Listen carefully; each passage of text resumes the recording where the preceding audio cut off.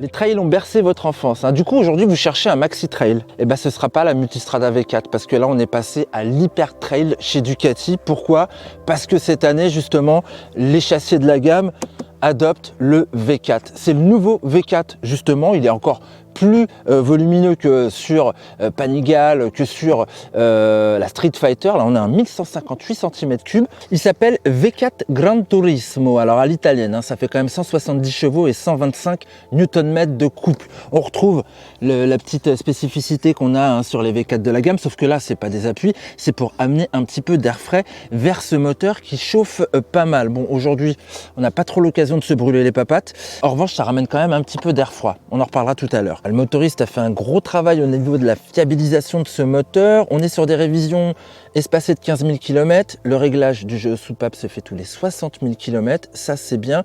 En revanche, par rapport à l'ancienne, elle devrait consommer quand même un petit peu plus. Ils annoncent 6,2 litres pour le moment. Bon, avec le réservoir de 22 litres, ça devrait le faire.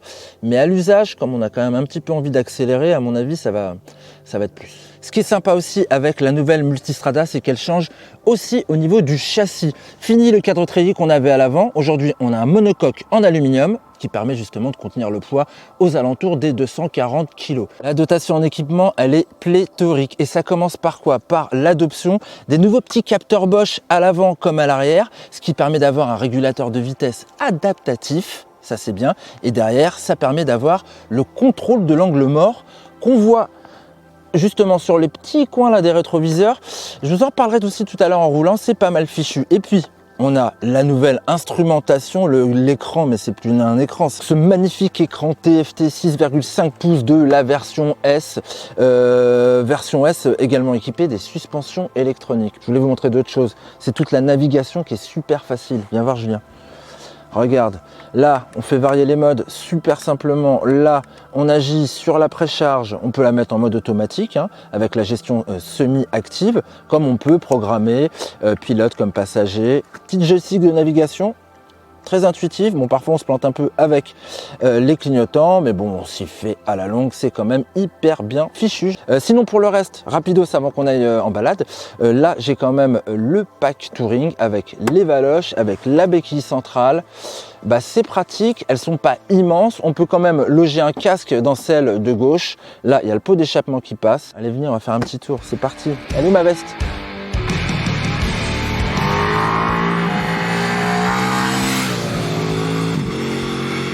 Elle est super sympa cette position de conduite. Moi j'aimais déjà bien celle qu'il y avait avant.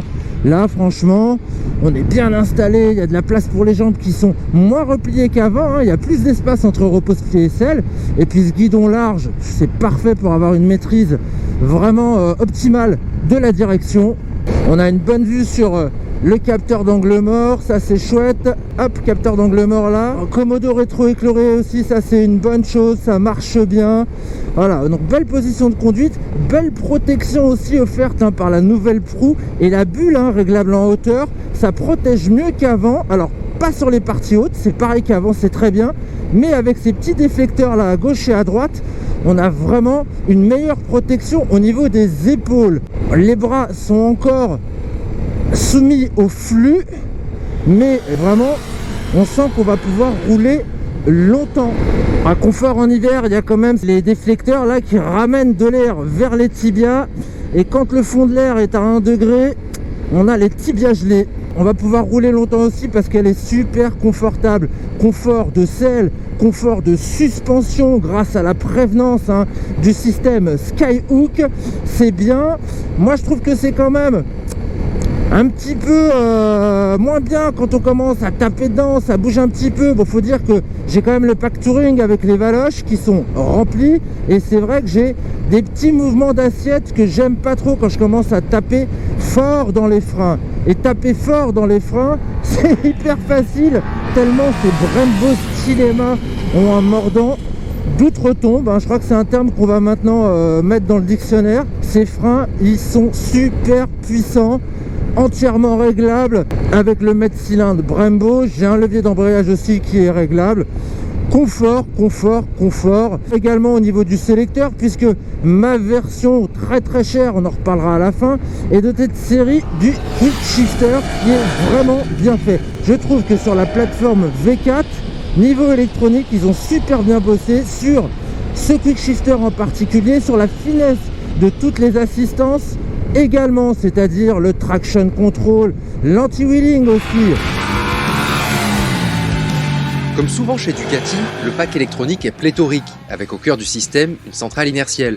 Il propose aussi 4 modes de conduite, des variations au niveau de la réponse moteur, l'ABS et le DCT actifs sur l'angle, l'assistance au démarrage en côte, les capteurs de pression de pneus, tout ce qu'il faut pour garder le contrôle sur sa fougueuse motorisation. Ce moteur, il est plein comme un œuf. Vive le V4 pour les bas régimes, les mi-régimes, les hauts régimes. C'est un élastique ce truc, c'est dingue. Il accepte d'être sollicité même en dessous de 3000 tours minute, ça c'est cool. Il y a beaucoup de présence moteur jusqu'au rupteur, j'ai envie de dire, quoi, qui est placé aux alentours de 11 000 tours. Ce moteur, il connaît pas vraiment d'inertie. Et alors, il est vraiment différent de celui de la Street Fighter V4 que j'avais essayé, parce que je le trouve encore plus coupleux sur les mi-régimes. Mais je vous rassure, on peut quand même aller s'aventurer dans les tours pour ressentir encore ce petit frisson V4. Allez, on se le fait. Je redescends un peu en rapport. Oh là. Je vous dis, c'est une MotoGP avec une roue avant de 19 pouces, c'est dingue. Mais en revanche, ce moteur, il consomme un Ducati le donne à 6 litres 2. Moi, j'ai plutôt roulé à au-dessus des 7 litres, largement, dès qu'on commence à rouler un petit peu. Bah, très bonne transmission. Quoique j'entends un petit cliquetis quand je suis à 4-5 000 tours sur les rapports inférieurs. C'est peut-être un défaut de tension de chaîne, je sais pas, à vérifier. Pour le reste, j'aime bien l'étagement de la boîte avec la première assez courte, avec la 6e très longue qui permet d'atteindre une vitesse stratosphérique pour un trail. Bah, ça reste une moto qui est super agréable à rouler à rythme coulé si on veut musarder sur le réseau secondaire, mais également en mode sport. Elle est assez intuitive, elle est assez véloce, elle tient très bien le pavé.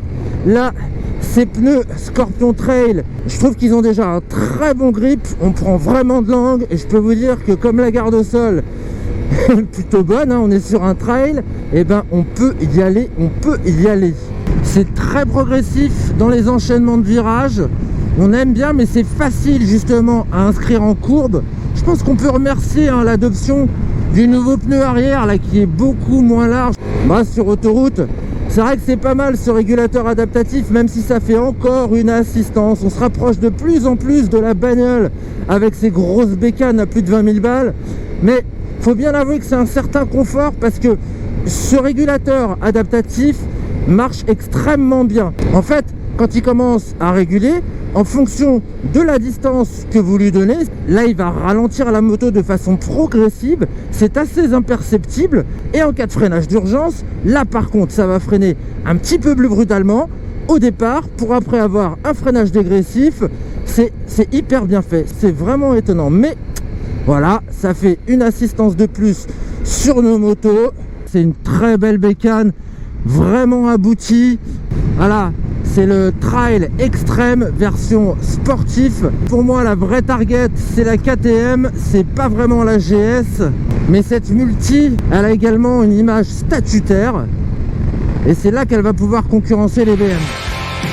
En tout cas, le tarif est toujours à la hauteur des concurrentes, avec cette version S de la Multistrada V4 vendue à partir de 22 190 €. Une machine équipée de l'instrumentation TFT 6 pouces et demi, des étriers Stylema et des suspensions semi-actives Skyhook, auxquelles on peut rajouter les équipements du pack accessoire Touring, avec les valises, la centrale, les poignées et la selle chauffante, ainsi que le système de radar. Mehdi, ta moto d'essai est vendue 22 340 €.